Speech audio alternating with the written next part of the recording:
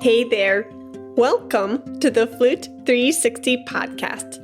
I'm Dr. Heidi K. Begay, and I'm a flutist, educator, coach, and podcaster. My God-given mission is to serve you. I am passionate about guiding you, the modern-day flutist, to discover your unique voice on and off the stage. The goal of this podcast is to help you thrive, both as an artist and as a musicpreneur. Go ahead and grab some espresso, your favorite notepad, and let's get to it. Today's episode 232 is titled The Orchestral Life of a Professional Flutist with Hayley Grainger. Hey everyone, Corinne Smith from the Wm.S. Haynes Flute Company here. Founded in Boston, Massachusetts in 1888, the Wm.S. Haynes Company has been striving to make the finest flutes for 135 years and is the oldest continually manufacturing flute company in the world. The legendary Haynes sound is that of depth, sweetness, and projection. This unparalleled tone, combined with a precise mechanism and scale, brings a personal and distinctive feeling to the player, a profound connection that is unmistakably Haynes. The company's dedication to the Boston tradition of flute making and meeting the demands of a modern flutist is carried through every instrument which bears the iconic Haynes monogram. From the gifted middle schooler to the talented high school student, from the aspiring professional player to the skillful and enthusiastic amateur, and from the teaching studio to the international stage, the lineup of Amadeus, Q-Series, and custom handmade flutes offers a Haynes for every player. To learn more about us and our products and services, please visit our website at www.wmshaynes.com. Hi, Hayley. Hi, Heidi. How are you? Good, good. It's so nice to officially meet.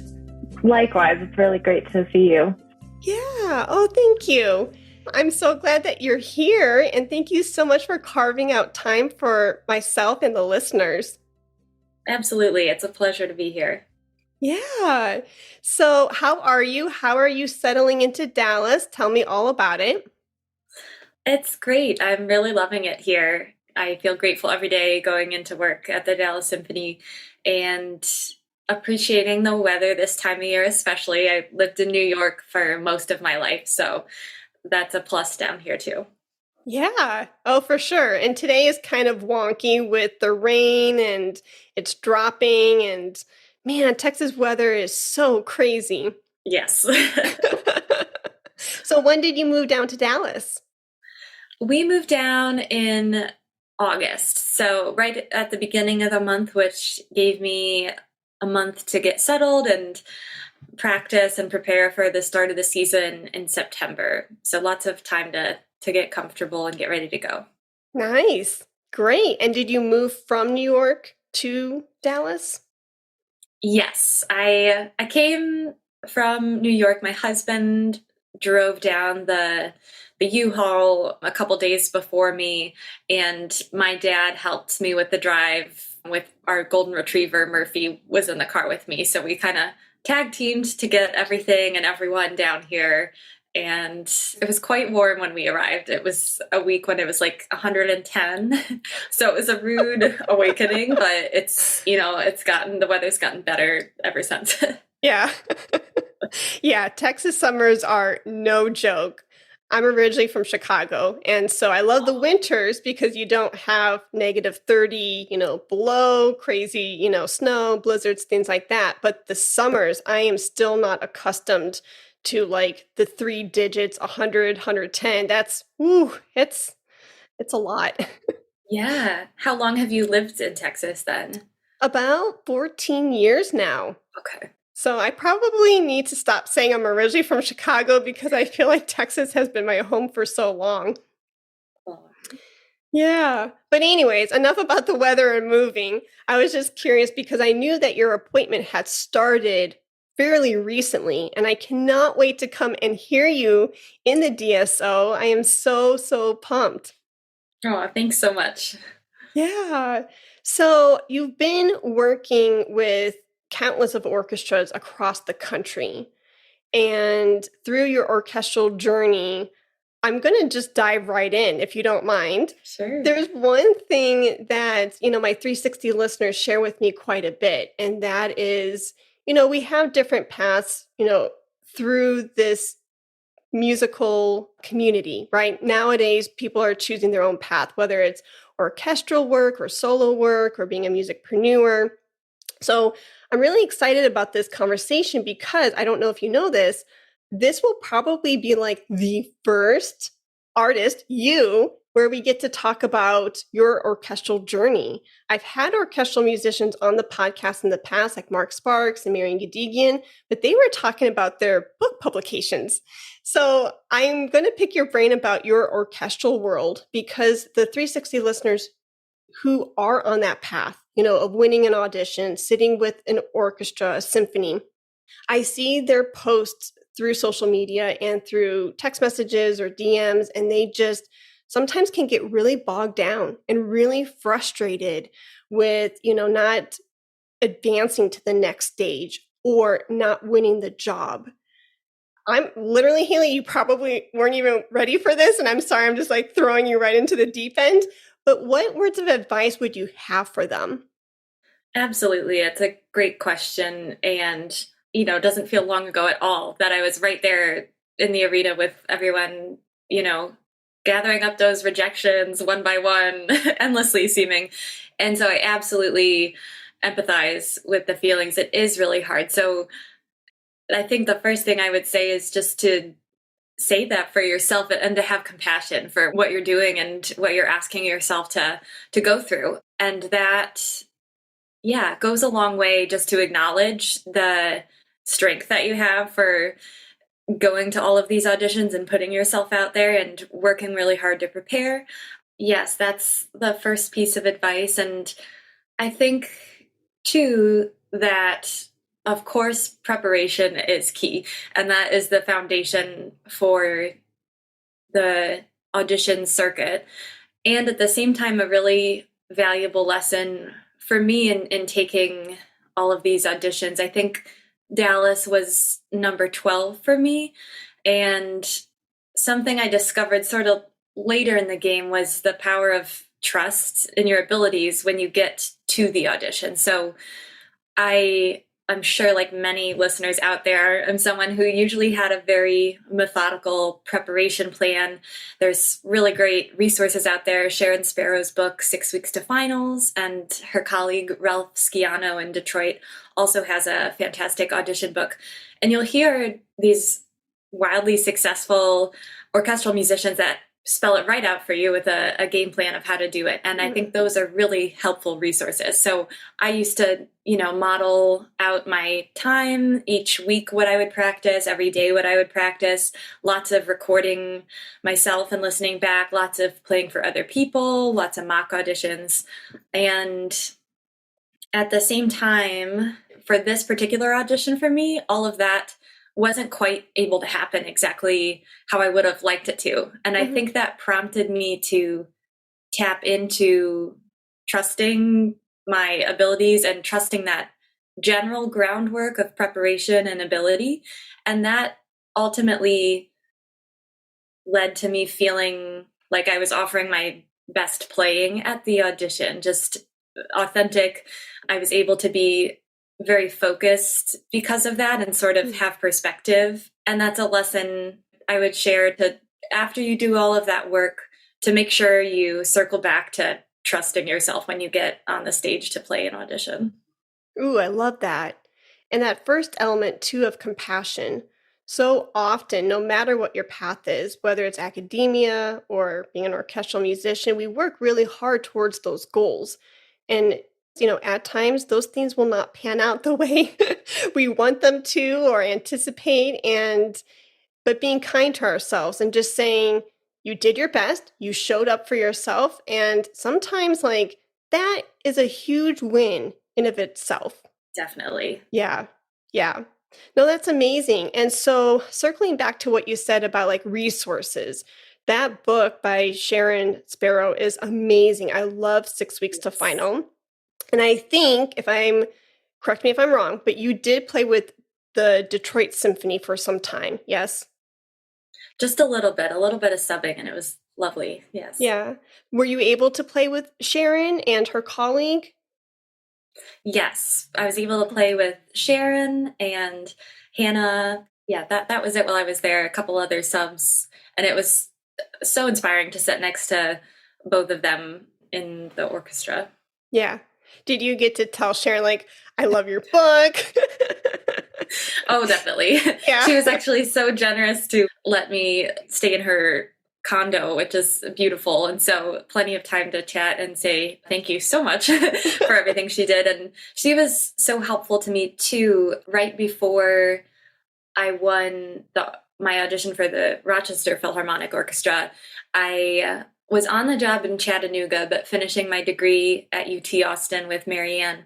And I flew back to UT for a week because I think Sharon and Jim Walker were coming to do master classes, and playing for her and also playing some of the excerpts, second flute excerpts with her was such a crash course for me, on top of the wonderful resource she provided in her book. That was just really icing on the cake to get to hear from her right before I went into that. So yeah, always grateful for her insights. That was like a full circle moment for you, huh? Yeah. That's so cool. So, speaking of mentors and speaking of people who shape, especially like your career and shaped your life, can you talk more about maybe your teachers, specifically like Elizabeth Rowe or Marian Gadigian, going back to anyone going through the frustrations of not passing around or winning the job? Were there any gems that your teachers or other mentors helped you along the way that you would like to share with the audience? Yes, I have learned so much from Elizabeth and Marianne and my undergrad teacher Linda Toot as well. Try to think of maybe a highlight from each of them. I think that something Linda taught me through trial and error on my part was to have a more realistic sense of my playing. I think when I came to undergrad, our self-confidence wavers, especially for me, and transitions has been something I, learned along the way. So college was a tough start. And I think I was, suddenly surrounded by all these amazing flutists in Boston and was very quick to not be compassionate about my playing. And anything that I would hear that I didn't like, it's in my head, it felt like a catastrophe. It, felt horrible if I didn't have my best sound. It seemed like I would say like I sounded like a fourth grader or something like that. And over time and her encouragement to record myself and listen back, maybe not right after, but maybe like the next day, was really helpful to not say that the things I was hearing weren't true, but to put them back into perspective, that like maybe that breath that I took that sounded gaping to me, on recording is not quite so horrific. So that was a really helpful insight for her. She is just wise beyond her years and has great perspective from all of her time in so many orchestras across the country. So I really appreciated that. And Marianne, so many things I learned from her. Hearing her perform was just so inspiring. I think you said you were at the convention where she played the Iber Concerto as well. Yes. Yeah, that was one of the best things to hear. One of my favorite things she said that has stayed with me is that performing is first and foremost an act of generosity. And a beautiful quote to keep in mind, but that always is a great landing place for me to come back to when you're bogged down with all of the minutiae of what you're trying to practice, perfecting your sound and your rhythm and your articulation. Kind of going back to this trust thing of that when you play for an audience, even if it's a committee behind a screen, that it's to be generous and share your playing with them. Yeah. I love that. Oh my goodness.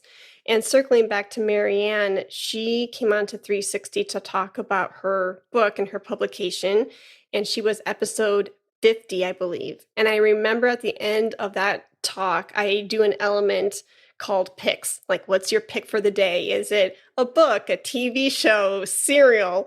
And her pick was record, record, record. And I remember that clear as day. And I always knew that recording was so important, but even after that talk, just hearing her say it 3 times in a row, it really emphasized, let's get a check on really what is going on and where you can play it back and objectively write down things that you hear about your tone or intonation or articulation. And she just said it with so much gusto, record, record, record. And so anyways, that's a fun memory for me. And you're right, like hearing it back and getting to sit in that seat with, objectively giving yourself feedback about what you hear is so vital to our playing. And that's one element that I've actually learned a lot through podcasting. If you can get comfortable seeing yourself talk, hearing yourself speak, what do you look like on screen? What do you sound like? Getting comfortable hearing your voice. Oh my goodness, that has transcended so much into being comfortable hearing my flute playing back in a recording. So I don't want to go down that rabbit hole, but just to kind of bring it full circle to everyone and what you're saying, Hayley, is like being in that space of comfort and giving yourself that honest feedback.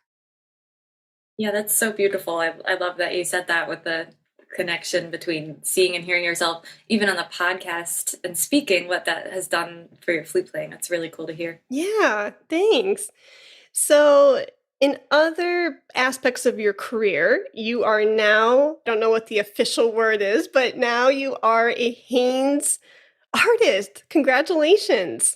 Thank you. Yeah. I think you said in the email as we were going back and forth that you've been playing on a Haynes for quite some time, even before you were distinguished as a Haynes artist. Can you talk about that? Of course. Yes. So I've been playing Haynes flutes since middle school. I think when I started, I had a nickel Armstrong flute. And then in 8th grade, it was time to look for like a semi-professional model. And I grew up in upstate New York, but we had family in Boston. So we went there pretty frequently. And it was kind of a no-brainer to visit all of the flute factories there. And I really loved playing Haynes flutes. And because they have that Q series, it made it possible for me to have one, even with the budget we had at that time. So I got a Q2, and I think I had a gold riser and crown, which felt, special at the time, and maybe also was the start of my appreciation for multiple medals, like in a flute. And that took me all the way through up till my senior year in college. And I was looking at grad schools and playing for lots of teachers, and it just sort of seemed that I was getting consistent feedback that it sounded like I'd outgrown my instrument. And looking at the instruments that were available at the time, I really loved playing flutes that had a combination of silver and gold. And actually what I play now, the Haynes Fusion, the inside tubing is 95% silver and 5% platinum, and the outside is rose gold. And I was just very attracted to the variety of tone colors that I could get on a Haynes. And that was something I felt like was kind of unmatched. So that's how I ended up choosing my Haynes Fusion, spent every penny I had and then some to get that. And that's what I've played for every audition since. And I really love the instrument. That's amazing. Founded in Dallas, Texas in 1996, the Carolyn Nesbaum Music Company is renowned for its international service for flutists of all levels. The Carolyn Nesbaum Music Company is your premier resource for everything flute. Their selection of flutes, piccolos, low flutes, and head joints from dozens of makers is truly remarkable. Also, their offerings of sheet music, instrumental accessories, teaching, and health resources are unmatched. Their in-house staff offers an unparalleled level of expert knowledge and personal service with an in-house repair staff certified in all major brands. Follow the Carolyn Nesbaum Music Company through Instagram, Facebook, LinkedIn, and Twitter to be updated with the latest news. Check out their website at fluteforyou.com. The Carolyn Nesbaum Music Company is truly your one-stop flute shop. So, I don't know, and I apologize. When were you onboarded into being officially recognized as a Haynes artist? Just last week or so. Yeah, I knew it was pretty recent. I just didn't want to put my foot in my mouth. The reason I asked that is because as you were being onboarded and coming into the Haynes family as being one of their distinguished artists, what have you learned from the team so far? Like, what has that journey been like? I know it's been very quick, and this is a recent season for you, but anything you want to share about like lessons you've learned about the family or the team, I would love to know. Sure. Yeah, everyone has been so lovely to work with. And I guess it was amazing to me when I first met the whole team that it's really just 4 people there that are making all of this stuff happen. So Corinne, Gareth, Avon, and Stephen Finley they were each so lovely to meet. And, they each fill a very large role for that company.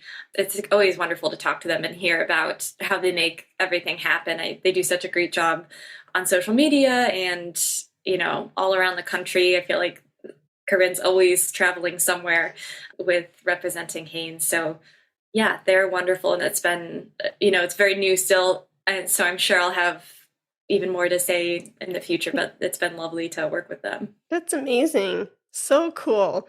It's exciting just to see, 2 huge new seasons for you, the Dallas Symphony Orchestra and Haynes Artistry. That's amazing. So I just bet you're just completely over the moon. Yep, that sounds right.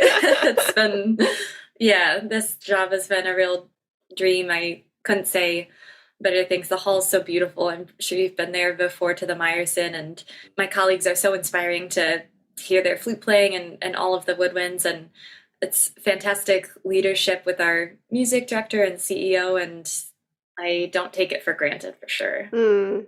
Beautifully said. So outside of your orchestral playing, do you teach as well? Or is that something that is just going to start coming to life again because of the recent move? I think that's a good way to put it. Yeah, this was a big job I was stepping into, to me, this role, and I wanted to make sure I had my absolute best to give every day at work. And so I was careful with my time just getting started down here. So I knew that starting out, on another probation period with an orchestra, that I didn't want to teach initially, just to make sure I got my bearings and knew how to prepare fully and to have rest time, something I learned along the way that helps me do my best to make sure I've got some downtime in there. And so, not teaching right now. There's every once in a while a couple inquiries, and I love meeting the people that have played for me, the handful since I've been down here. But there are so many schools in the area and just a thriving music education department down here. So it's pretty cool to see that too. Yes. Texas is one of a kind in the country, as you are becoming aware of. And you went to school in Austin for some time. Were you aware of the Texas music education system and just the program that we have in the state when you were a student in Austin? A little bit. I remember judging maybe an all-county audition and being blown away by the talent and the seriousness of the process. And then perhaps even a better lesson was my husband's a bassoonist. So when we moved down here, literally in the first 2 weeks, he has 43 students now playing the bassoon. So that was another quick learning of, okay, it is like nothing else down here. Yeah. It's thriving, and it is very unique. So circling back to what you said about incorporating rest into your routine, good for you to realize hey, I don't want to burn myself out. I'm in this very unique stage of playing with the DSO and knowing like your limits of just your time and your energy and your capacity of how much can I teach, right? So what's the word you used with you said the trial? Probation. The probation. Is that a year-long trial? So here it's 2 years long. Okay. So during what I've noticed and jumps off the page for me hearing is, that in these 2 years, this is something that's important to you, right? And that this is something that you obviously take very seriously. So to be intentional and say, hey, there's only so much time in the day. There's only so much energy I can exude. I'm going to be very intentional with my schedule and say, I know that I want to give my best to this position in DSO. So teaching and maybe other engagements just have to go on the back burner. Any other advice, anything else around this realm that you would want to add to that? Yeah, that's a great question and has been a later learning for me, something I've learned sort of on the job over these past few years. And yes, intentional is a really great word and something that I find so helpful. It's something I picked up from Elizabeth Rowe, the idea of, setting an intention for each week and actionable steps with that. And then circling back at the end of the week and celebrating your wins, which I think you mentioned a little while ago. Another great habit more along this compassion line of things. But yes, intentionality I think it helps us be productive and smart, but just also gain some awareness about what we're doing. And without that, making sure that I'm prioritizing my rest. It's so easy to say yes to all the things. Like there's so many great people to connect with and opportunities down here. So it'd be really easy to just jump into everything.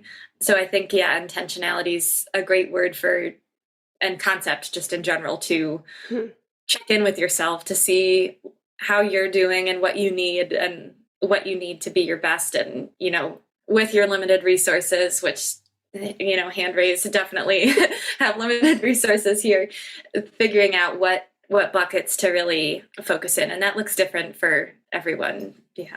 Yeah. Oh, for sure. So does that come easy for you to say no to things? Now you're shaking your head. Oh, absolutely not. Yeah, like I said, I'm very slow learning.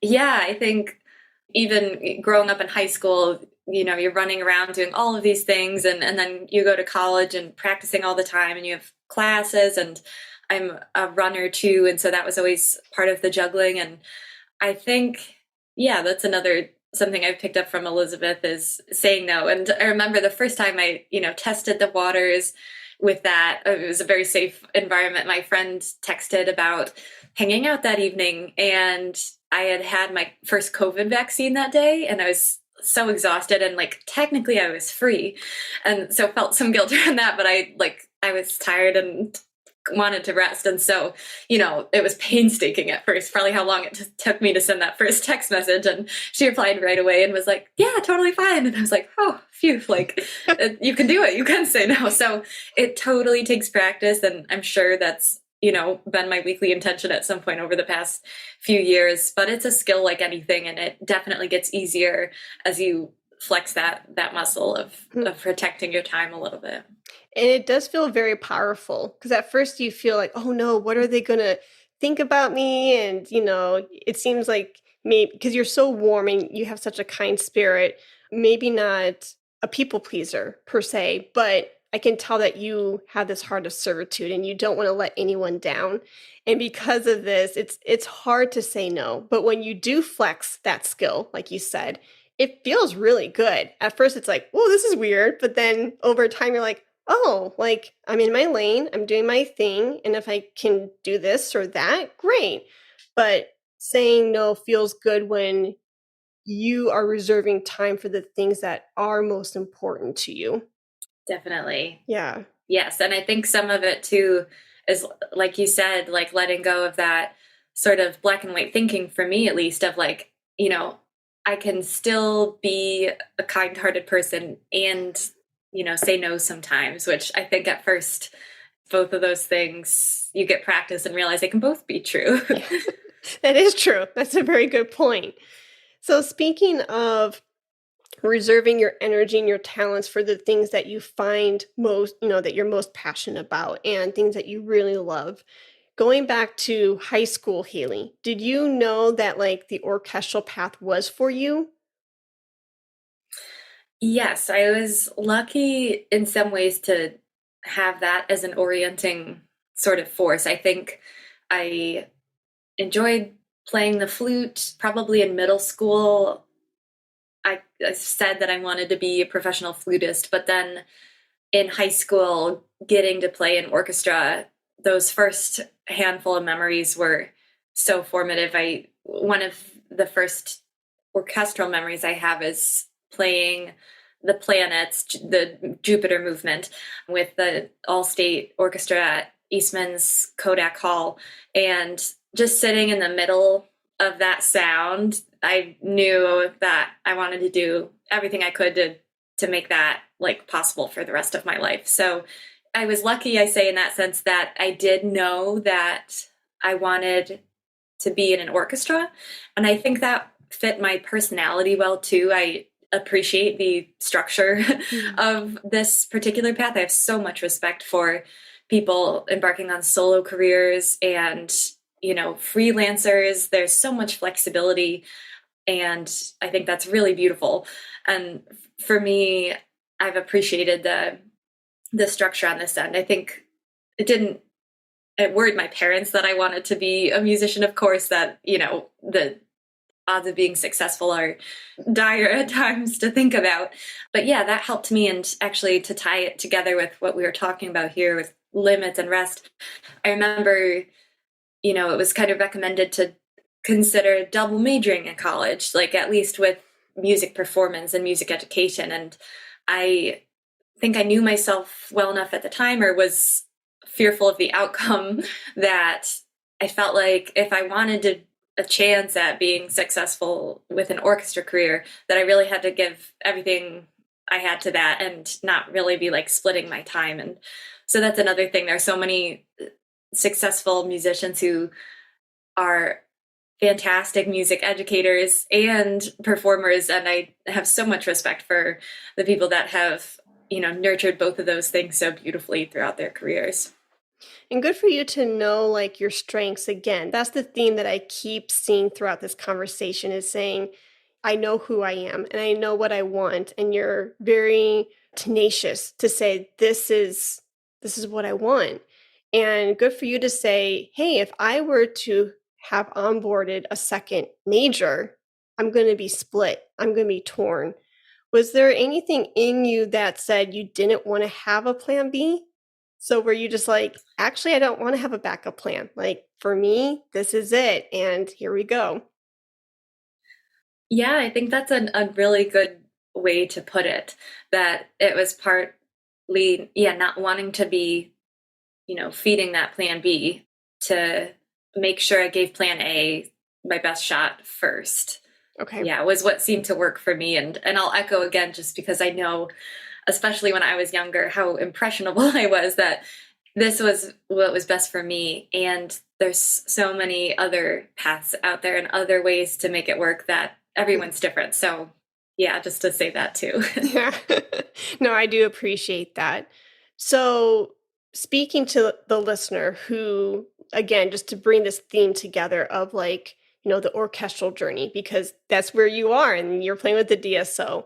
If there is a high school listener or a collegiate flutist out there who is really gung-ho, like how you are, this is my path. I really want to be an orchestral flutist.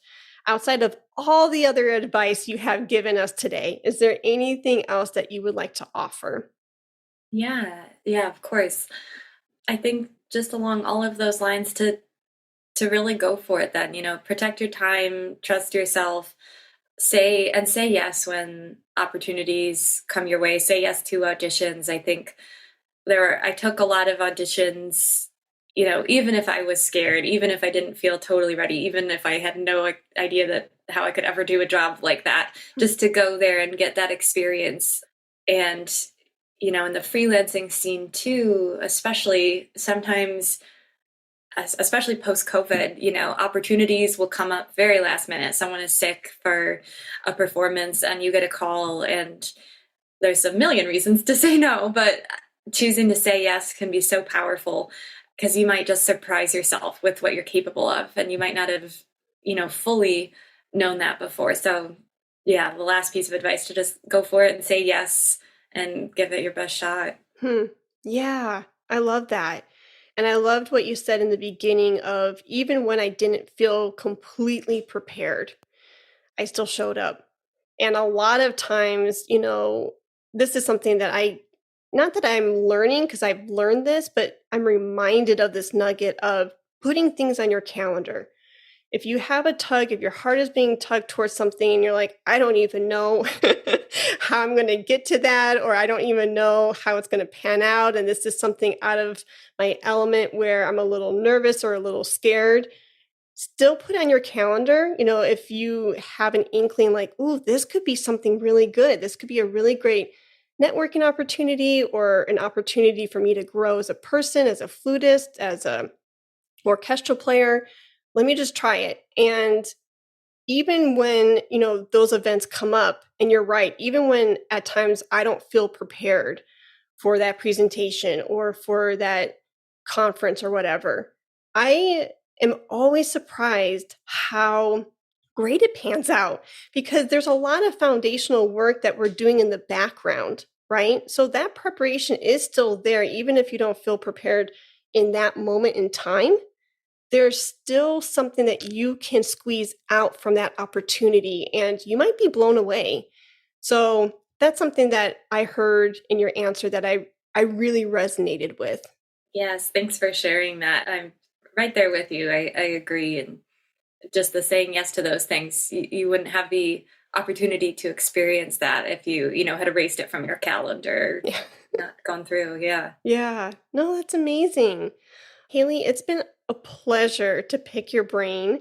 I know we covered a lot of ground between rejections at auditions all the way to your Haynes story and your move to Dallas. Is there anything else that is on your heart that you just want to share to kind of wrap up this episode with a nice bow? You're fantastic. You've covered so much ground here. And I think nothing speaks to me at the moment. It's been a pleasure to be here. Thanks so much for inviting me to be a part of your fantastic podcast. Oh, thank you, Hayley. And as we are wrapping up in great Flute 360 fashion, we do a segment called Picks, like I mentioned earlier. So what is your pick for the day? I love it. That's great. My pick is going to be Lizzo. Okay. She's so fantastic. It's sticking on the flute vein, but yeah, her music is it puts me in a great mood. It's usually what I listen to on the way into work. And yeah, her new album, latest album, Special, I'll put my pick on that and recommendation to check it out. That's amazing. You are the first Flute 360 podcast guest to have Lizzo as their pick. Oh, yay. Yeah. I'm honored. Oh, shoot. No, it's a fun moment to just, I don't know, like that with an album, right? Like, what's Hayley Grainger listening to right now? Well, we know that as she's going into work, she's listening to Lizzo. Yes, yeah, I am. Yeah. That's amazing. No, she's really pushing the envelope in a lot of ways of what a flute career can look like. So hats off to her to find her lane and to really blossom in it. Yes, totally. Yeah. Well, thank you so much, Hayley. And I cannot wait. We're going to have to grab coffee or lunch or dinner sometime. We're so close to each other. So speaking of putting things on your calendar, I'm going to rudely or kindly invite myself and say, hey, Hayley, we need to hang out sometime because we're so close. Yes, I would really love that. I've loved getting to know your podcast as I've been listening, especially since I've been down here to these different episodes, and I really admired your work, but it would be so great to connect in person sometime. Oh, thank you, Hayley. That means the world to me. Thank you so much. Thank you for listening to the Flute 360 podcast.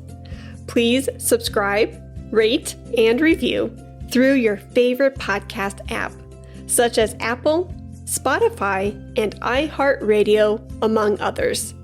Thanks! let's talk about flute.